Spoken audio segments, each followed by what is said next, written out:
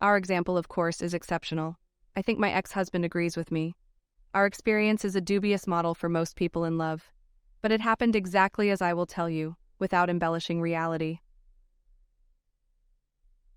Reckless pranks. Our story begins in childhood. As kids, we played in the same sandbox. Then there was school.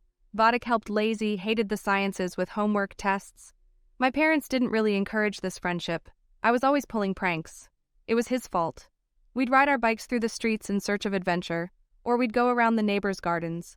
I was the instigator, and it was his fault, since he was considered more serious and reliable. No one understood how a sensible and intelligent boy could let a daredevil get away with it. We were growing up. My shenanigans weren't so harmless anymore.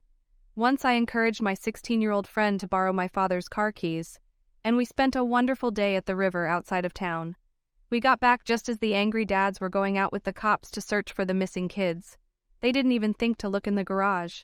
So when we dashing almost to their feet, they were in shock. Daddy, with a chuckle, warned me that Mom didn't know anything. This mystery kept me in suspense for a long time. Then Daddy only hinted about it, and I turned into a docile sheep. The clouds thickened over vodka. A minor behind the wheel, of course, is a crime. His father had to make a fuss to get his heir out of trouble. The control subsequently over him was such that he could not make a move without his father's approval. Cloudless everyday life and a dark cloud. His mother was a man of extraordinary kindness.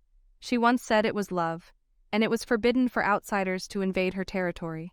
Whatever thunder and lightning bolts her hubby threw, however much he wanted me out of their lives, she wouldn't allow it. I felt in their house not as a guest, but as someone very close to them. Now I realize that even back then I was perceived as a future daughter-in-law. In high school, everyone knew that we were getting married in the future, and so it turned out. When we were in our 3rd year at university, we got married and had a great and merry celebration. My generous relatives gave me a cozy apartment. We lived happily ever after. We didn't sit at home. We went out to clubs or went to the movies and theaters. Fortunately, we gained financial independence right away, despite the fact that we were students. I gave private English lessons. My newlywed husband had such a bright head that prestigious companies fought over him. He was provided with a part-time job. Somehow, imperceptibly became simply bored. Day after day brought nothing new. I gnawed at myself for ingratitude, thinking that I was going crazy. My irritation was being poured out on my beloved, who was innocent. He was spinning like a squirrel in a wheel. I tortured him unnecessarily with my endless nagging. Do you love him more when you see him less? He dreamed of having heirs. I was in no hurry to have children. Maybe we'd obviously screwed up the marriage too. When we had a fight on the spot and I blurted out, "Let's break up," poor Vadim almost had a stroke. And he lost the gift of speech. Everyone tried to talk sense into me. He realized I wasn't kidding, got angry, and agreed.